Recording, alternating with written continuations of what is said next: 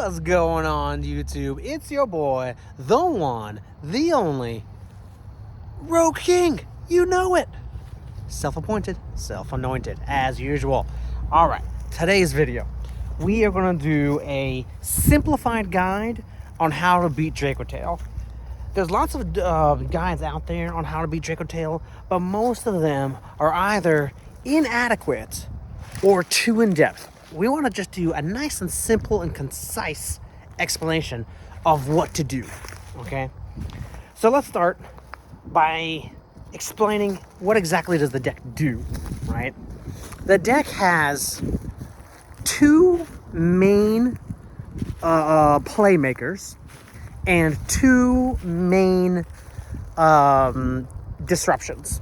It has some other side disruptions, but it's mainly just two disruptions that we're actually worried about. The rest of the disruptions are kind of easy to deal with.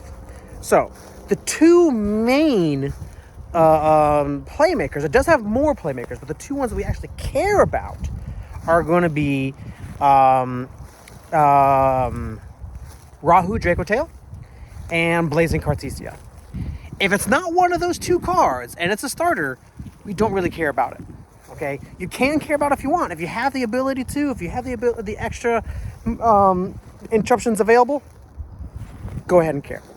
But if you only have enough capacity to handle two things, then the first two things you're considering in order are going to be Ketu Dracotail and Blazing Cartesia. If you know they're on a pure Dracotail build, then instead of Blazing Cartesia, you worry about what's it called? Not Malulu, the other one, the Lucius. Okay. However, realistically, everybody's on some sort of branded Dracotail build, with or without Magistus. Let the Magistus part go through. It's fine. Let it go through. Okay. You're only worried about okay, so the reason why Rahu is so important is because what their objective is... actually, let me back up a second here. There are two main disruptions. One of them is called Dracotail Arthelion. It's a level 8 fusion monster. Okay? And the other one is Dracotail Horn, which is a trap card. Everything else they're doing is fine. It's handleable. Okay? Those are the two disruptions that are the most important, okay, in that deck.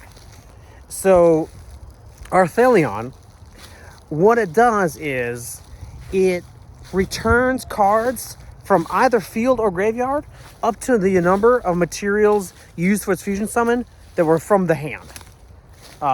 So usually it's like 2 or 3 cards, okay? And what Rahu does is after you've done the Arthelion play on their own turn, right, after they've done it on their own turn, because Arthelion allows them to get it all back to their hand, they can then go Rahu and do it again, or Femena and do it again, right? So they'll do Rahu on their turn, get it all back to their hand, one of those cards being a Femena, and then on your turn, they have Femena to do another Arthelion to bounce up to 3 of your cards, right? That's their main push. Their second push is, as I said, Rahu Dracotail, right? I mean, I'm sorry. Horn. Horn is a trap card that more or less is just a single disruption, okay? It doesn't really matter how that card works. You just need to know that when you see it, stop it, okay? It has 2 other trap cards, but neither one of those trap cards are all that important to you. They're a bit important. One of them stops your spell, only a spell, and only one that's face up on the field. And then the other one is a graveyard thingamajig. Who cares? Not that important. Okay. So, in summary, the things you want to stop. It's just those 4. Everything else that it does, let it happen. Okay? You're looking at the most important thing to stop is the Rahu Dracotail, followed by the Blazing Cartesia, because if you stop those two things, then whatever board they end up on is going to be little enough that you could handle it on your turn. Okay? And then the disruptions that you're worried about when you're trying to build your board, it's going to be those two. Everything else is not all that important. Of course, they also have hand traps and yada, yada, yada, but those are the two main disruptions. That basically summarizes it. That's what I want to explain to people, is that, you know, that deck, that's what it boils down to. Okay, that's what it boils down to. Everything else that the deck does, it's just distractions from that. So remember that. Focus on that. That's your... and if you're playing the deck, you need to ask yourself, how can I, as consistently as possible, do Arthelion on my turn and my opponent's turn? And how can I consistently as possible get to Horn? Everything else is irrelevant. It's just side agendas. Those are your main two agendas. Okay, in that order. In that order. Okay, remember that.